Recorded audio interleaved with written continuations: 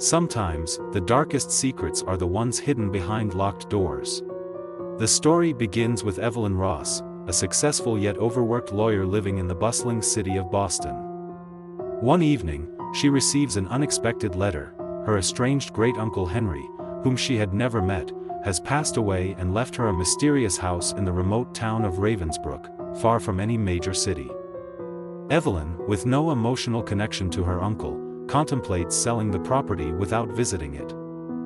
But something about the letter gnaws at her. The strange wording in the letter from the executor of Henry's will sparks her curiosity. Within the walls of Ravensbrook Manor lies a key not to be lost. She decides to visit the property, hoping it might offer a short break from her stressful job and possibly some valuable real estate to sell. Evelyn arrives in Ravensbrook on a foggy afternoon, the town seemingly frozen in time. The locals are polite but distant, offering little information about her great-uncle or the house. When she finally reaches Ravensbrook Manor, she's taken aback. The house is large but decaying, covered in ivy and shadows. It stands on the edge of a dense forest, with a small graveyard nearby. The place feels eerie, as though it has been waiting for her. From the moment Evelyn enters the house, she feels something is off.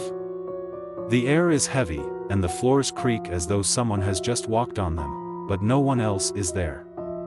As she explores, she finds old family portraits, strange trinkets, and books lining the shelves, all covered in dust. Late that night, as Evelyn tries to settle in, she hears soft, indistinct whispers. At first, she brushes it off, thinking it's the wind or her imagination playing tricks on her in the unfamiliar environment. But the whispers grow louder, coming from different parts of the house. Eventually, they seem to come from a specific spot, a locked door on the third floor. The door is ancient and unlike any other in the house. It's carved with strange symbols, weathered by time, and appears to have been locked for decades. There's no key, and when Evelyn tries to force it open, it won't budge. The whispers are louder now, almost beckoning her to find a way inside. The next day, Evelyn heads into town to gather supplies and inquire about the house's history. At the local cafe, she overhears two elderly women speaking in hushed tones about the Ross house.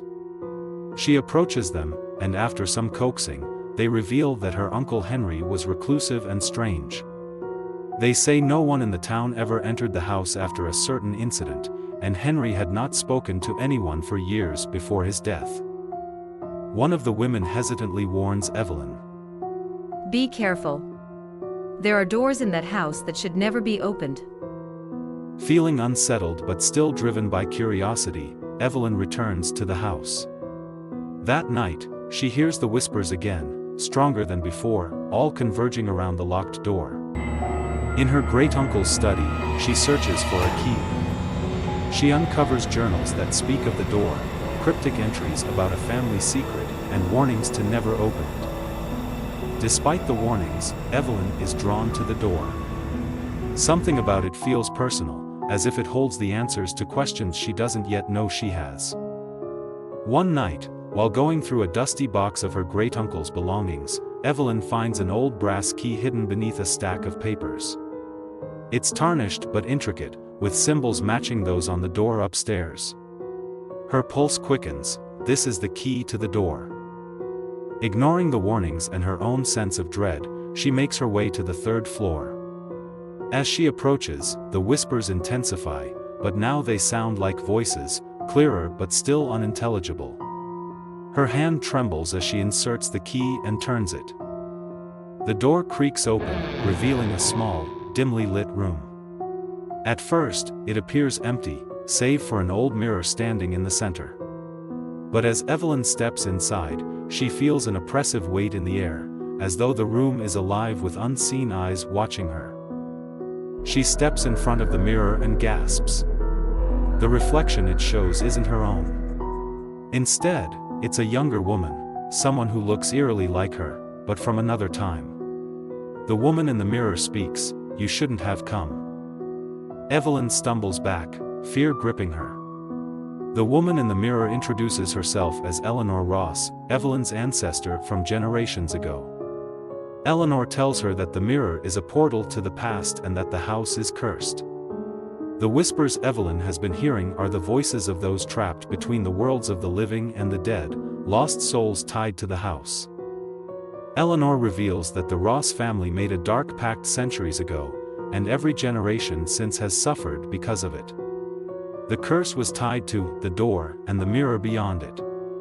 By opening the door, Evelyn has awakened the ancient forces within the house. Now, she too is bound to its fate. From that moment, strange things begin to happen. Shadows move where there should be none, and objects shift on their own. Evelyn starts seeing apparitions, figures from the past that appear and disappear in the blink of an eye. The house is no longer just eerie, it feels malevolent. She tries to leave, but every time she steps outside, something pulls her back in. It's as if the house won't let her go. The mirror becomes the focal point of her terror. Every time she looks into it, she sees not only Eleanor but other members of the Ross family, all pleading for release, all warning her that time is running out. Desperate, Evelyn returns to her great-uncle's journals, searching for a way to break the curse. She learns that Henry, too, was tormented by the house's secrets but never found the courage to confront the mirror fully. He had lived his life in isolation, consumed by fear of what the mirror held. Evelyn realizes that the only way to end the curse is to face what lies on the other side of the mirror. But doing so means risking her life, and perhaps her soul. Determined, Evelyn prepares herself for the final confrontation. Armed with the knowledge from her great-uncle's journals, she returns to the room with the mirror. The whispers are deafening now, almost drowning out her own thoughts. She stands before the mirror and demands answers. The glass begins to ripple like water, and Eleanor appears once more. This time, Eleanor tells Evelyn that the curse can only be broken if someone from the Ross bloodline willingly steps into the mirror, severing the connection between the living and the dead. Evelyn hesitates. If she steps through, she may never return. But if she does nothing, the curse will continue, and the souls trapped in the house, including her own, will never be free. With a deep breath, Evelyn touches the surface of the mirror. It feels like cold water, and before she can pull back, she's pulled through. On the other side, Evelyn finds herself in a twisted version of the house, dark, decayed, and filled with shadows of the past. Eleanor guides her through the house, showing her glimpses of the Ross family's dark history. She witnesses the moment the curse was cast, a desperate act of a family seeking power at any cost. Eleanor tells her that breaking the curse requires an act of sacrifice. Evelyn must destroy the mirror, but doing so will trap her in this limbo forever, ensuring no one else will ever suffer the same fate. Evelyn, torn between saving herself and freeing the lost souls of her family, ultimately makes the decision to destroy the mirror. She smashes it with a heavy candlestick, and as the glass shatters, the entire world around her begins to collapse. Back in the real world, the house is silent. The whispers are gone, and the air feels lighter. The curse has been broken, but Evelyn is never seen again. The locals of Ravensbrook speak in hushed tones about the mysterious woman who came to town, inherited the old Ross house, and then vanished without a trace. Some say she left town, others claim the house took her, just like it took the others before her. The house remains empty, standing as a forgotten relic of a dark past. But every now and then, on a foggy night, passers-by swear they hear faint whispers coming from the third floor, the whispers of those who were lost but never forgotten.